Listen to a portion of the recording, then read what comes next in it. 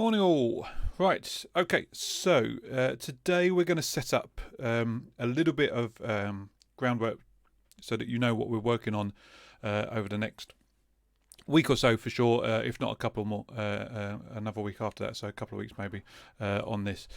We're going to look at two things. Of course, Chris is going to do some games literacy stuff for you to look at, and I'm going to set up a scenario for you to work on, which is based around the exam papers. So it will be a similar setup. It's not an exam, but we're going to create our own scenario and bits and pieces, and then develop games for that, so that we can keep you ticking over with your skills in stencil, which will feed nicely into the final unit that we have to do now this year, because we won't sit the exam unit this year. So with that in mind, you need to do something. So what you need to do is go onto the Moodle page, and I will post you a link direct to this, but just so you know where it is on the page, on our Moodle page, then I'll go through it. So I'm logged in as a student view at the moment, so what you should see on screen is exactly what will come up when you log in. All right, so you're going to go to Brief and Resources, and in there you will see a questionnaire which is marked up, Let's Make a Game. And it's all very simple. You have got some choices to make. So let's make a game, answer the questions. You can see it when you hover over it, but it's not obvious, all right? But you've just got to hover over and click on answer the questions. Click that and this will come up. So we are going to choose our characters, collectibles, settings, our narrative and our victory condition together.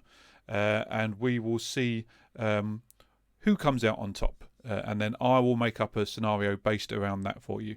All right, so you've got a few questions that you need to ask. Choose a character for a game. Who's your main character going to be? Who's your protagonist going to be for this game that we're making up from scratch?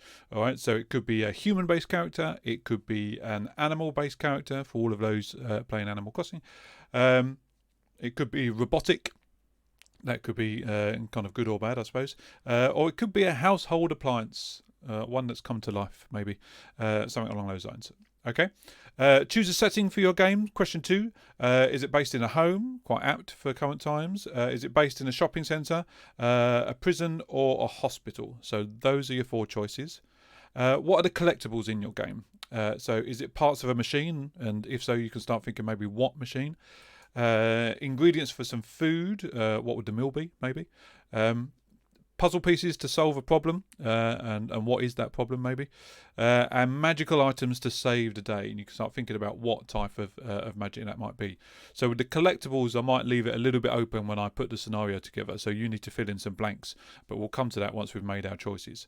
Who are your enemies in the game? Who is the main kind of antagonist that you're up against? And you will see a familiar list. All right, so humans, animals, robots, and household appliances again, but this time you can't choose the same as what you chose at the start. Okay, so if you've chosen humans as your main character, you can't choose them here. All right, you've got to be up against one of the other 3, whatever that one that may be.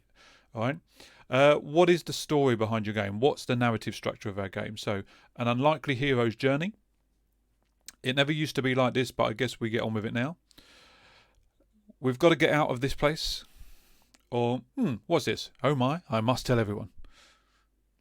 So, all fairly kind of open-ended again, and we'll add to that as we go through. And how do you win the game? So, your victory condition. Do you need to escape from something? Are you going to save or ruin the day? Are you going to rescue the person, whoever that may be? Or are you going to share the message, whatever that might be? All right. So all you need to do, you'll see that there's a little red asterisk on all of these. So you need to answer every question. Okay. So don't miss one out. It will prompt you if you go on and try to without filling one out. All right. Once you've done, submit the questionnaire, and what will happen is, by the magic of technology, I should hopefully start getting a collation of all of the different ideas and suggestions that you have made. Okay, and then I will base it and build a scenario around that, so that you've got something to start planning and working on. And we are going to run it in exactly the same as the exam would run. So we're going to do a Word document, an annotated portfolio that goes with it, so that you can do your index of assets, so that you can do your scaffolding of kind of what you've done and how you've done it and what you've designed and so on and so forth, with all your justifications, so that we can practice that element of it. And then we're going to make the game as well. Okay, and you've already got videos up there from Chris about different items already. I think collectibles and health are up there at the moment, and we will add a few more of those if, as and when you need them. Okay, but you've got access to all of your sways as well, so you should be able to log into those without any problems. So if you need to know how to code something, then you should be able to pick up on that, and we will see where we go from there. What I'd love to do is work out a way where we can, once we've got all the games, we will post them all somewhere so that you can then see them and play each other's and go from there. All right, so you've got 6 questions to answer. You've got a time limit, so you've got to make sure that you've done it by the end of the day today. So I think I put 4:30 as normal, when college would normally finish, as your deadline. So make sure you've had a look at it. If you know, and there are a few people out there that still haven't highlighted that they're checking their kind of emails and what have you from the register, for those of you that have, thank you very much. It's a really easy and simple way of checking who's checking their emails and who's not.